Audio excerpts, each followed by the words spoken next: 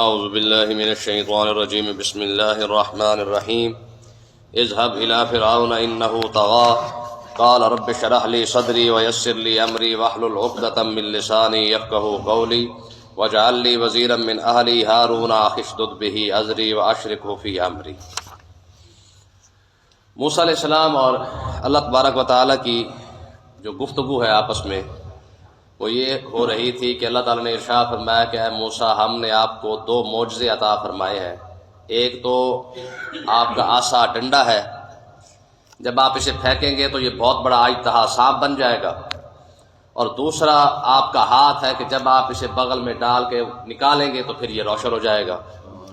یہ دو معجزات دینے کی وجہ اب یہاں بیان کی جا رہی ہے۔ تو اللہ تعالیٰ نے ارشاد فرمایا اذهب الى فرعون انه طغى، فرمایا میرے موسیٰ اب آپ فرعون کے پاس جائیں، انه طغى وہ بہت زیادہ سرکش ہو چکا ہے، نافرمان ہو چکا ہے۔ اب بات بڑھتے بڑھتے بادشاہی سے خدائی تک جا پہنچی ہے کہ وہ اپنے آپ کو خدا کہنے لگ گیا ہے، اسے جا کے سمجھائے، اور آگے آئے گا کہ اس کے ساتھ بڑے پیار اور محبت سے بات کریں۔ ٹھیک ہے، تو اللہ تعالیٰ نے ارشاد فرمایا کہ آپ کو یہ معجزہ دیے اس لیے ہے کہ آپ فرعون کے پاس جائیں، انہیں جا کے سمجھائیں کہ وہ بندہ ہے اور بندہ بن کے رہے، طاقت اقتدار ملنے کے بعد یہ نہ سمجھے کہ میں خدا بن گیا ہوں۔ اور یہ بات ہمارے حکمرانوں کے لیے بہت بڑی بات ہے کہ اگر 4 دن کے لیے کرسی مل ہی گئی ہے تو اسے بجائے پچانے کے جو ہے وہ بلا اپنے آپ کو جو سمجھتے ہیں کہ بس ہم ہی خدا بن بیٹھے ہیں۔ تو حالانکہ ان کو یہ پتہ نہیں ہے کہ ان سے پیچھے جو خدا گزرے ہیں وہ 400 سال 800 سال 1000 سال لوگ رہتے تھے، یہ تو 4-5 سال کے لیے سارا آتے ہیں اور اپنے آپ کو یہ سمجھتے اللہ جانے ہم کیا بن چکے ہیں۔ تو اللہ تعالیٰ نے ارشاد فرمایا کہ یہ سدا جو بادشاہی ہے وہ اللہ کی ہے، اس کو زوال نہیں ہے، وہ شروع سے ہے اور آخر تک ہے، کب سے ہے اور کب تک ہے کوئی نہیں جانتا ہے، واجب الوجود ذات ہے۔ باقی رہا بندوں کا مسئلہ، یہ 4 دن کا عروج ہے، اس کے بعد پھر زوال ہی زوال ہے۔ تو اللہ تعالیٰ کو جب نے یہ ارشاد فرمایا کہ آپ فرعون کے پاس جائیں تو موسیٰ علیہ السلام نے چند دعائیں کی، بڑی مشہور بات ہے، یہ الفاظ بڑے مشہور ہیں۔ تو موسیٰ علیہ السلام نے عرض کی پروردگار قالا، آپ کہنے لگے عرض کرنے لگے رب اشرح لی صدری، اے میرے مالک میرے لیے میرا سینہ کھول دے تاکہ میں جو بات کروں وہ کھول کے اور آسانی کے ساتھ بیان کر سکوں، ویسر لی امری، یہ جو نبوت کا بار تو نے میرے اوپر رکھا ہے اسے میرے لیے آسان کر دے۔ یہ کوئی چھوٹی موٹی ذمہ داری نہیں ہے، ایک بہت بڑا منصب اور بہت بڑی ذمہ داری ہے، اسے میرے لیے آسان فرما دے تاکہ میں اس بوجھ کو اس منصب کو اٹھا سکوں اور اس کی ذمہ داری پوری کر سکوں۔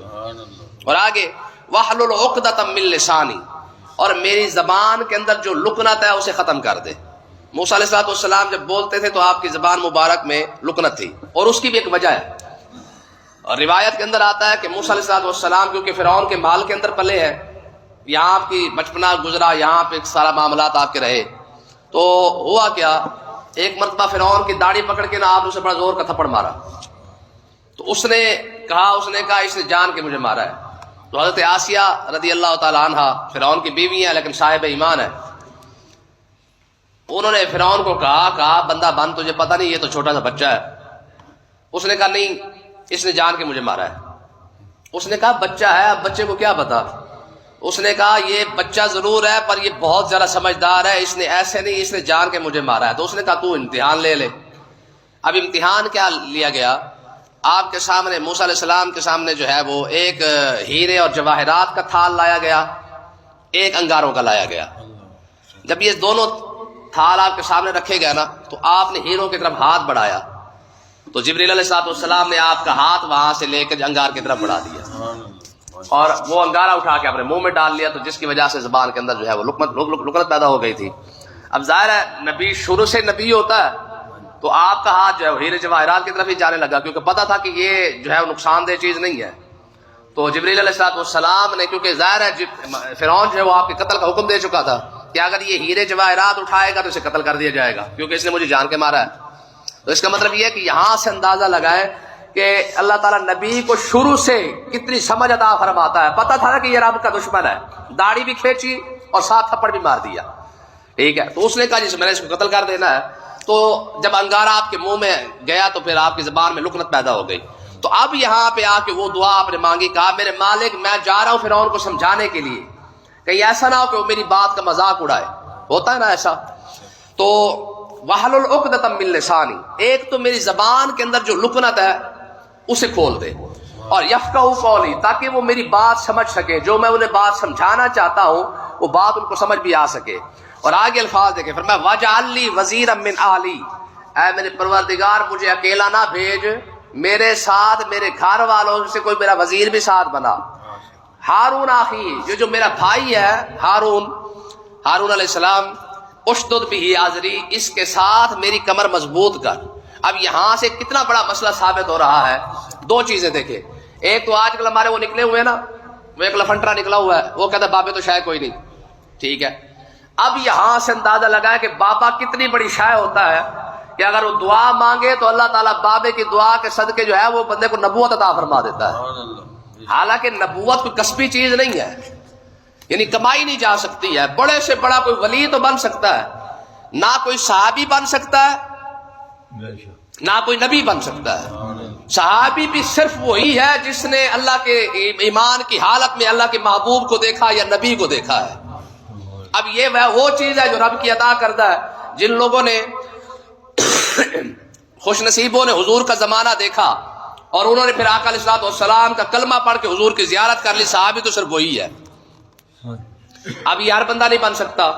ٹھیک ہے جی، ہاں، اس لیے نا آقا علیہ الصلوۃ والسلام نے تھوڑی بات ارشاد فرمائی. حضور نے ارشاد فرمایا میری امت مل کے عود پہاڑ بھی سونے کا خرچ کر دینا، یہ پہاڑ عود جو ہے اگر یہ سونے کا بن جائے اور یہ سارا خرچ بھی کر دیا جائے اللہ کی راہ میں، میرا صحابی ایک مٹھ اٹھا کر نہ گندم کی اگر کسی کو اللہ کی راہ میں دے دے وہ زیادہ وزنی ہے، کیونکہ اس نے میرا دیدار کیا ہوا ہے.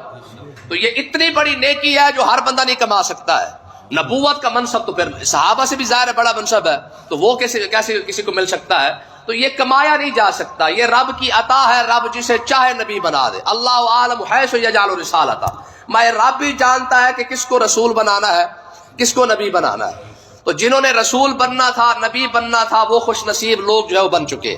اب کوئی شخص دنیا کے اندر کوئی مائی کا لال جو ہے نہ نبی بن سکتا ہے نہ رسول بن سکتا ہے. حضور نے فرمایا انا خاتم النبیین لا نبی بعدی، کہ میرے بعد کوئی بھی نبی نہیں ہو سکتا ہے. ہاں، نبوت کی خصوصیات اگر کسی کے اندر تھی تو وہ عمر کے اندر ہے.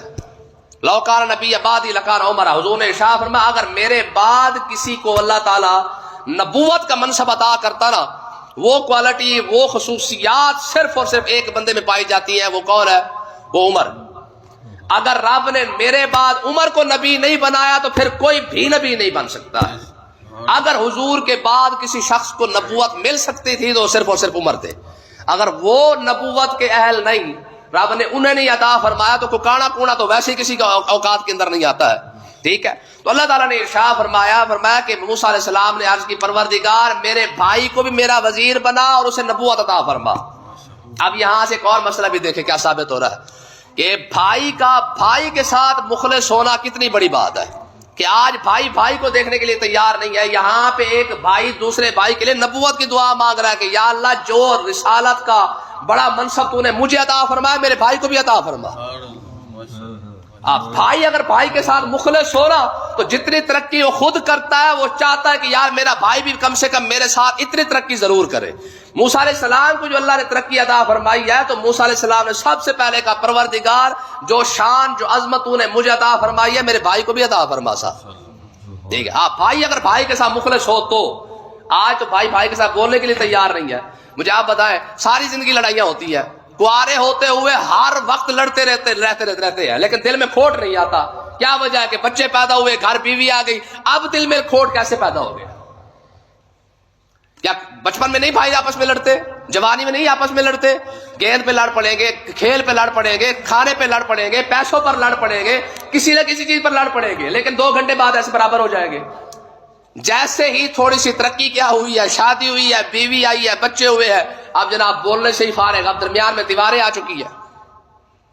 میں نے ایک جگہ کربلا کا بیان کیا تھا. میں کربلا صرف قربانی کا نام نہیں ہے، کربلا یہ بھی تو ہے نا. کم سے کم اس پہلو کو بھی کربلا کو دیکھے کہ امام حسین کے ساتھ 4 بھائی کھڑے ہیں اور چارے بھائی کہہ رہے ہیں کہ بھائی جی آپ بعد میں کربلا میں شہید ہونا ہے، پہلے آپ کے بھائی جو کھڑے ہیں یہ شہید ہونے کے لیے. اب بھائی تو بھائی پر ایسے جان دیتے پردیش میں کھڑے ہو کے امام حسین کے سارے بھائی امام حسین سے پہلے شہید ہو رہے ہیں. کیوں؟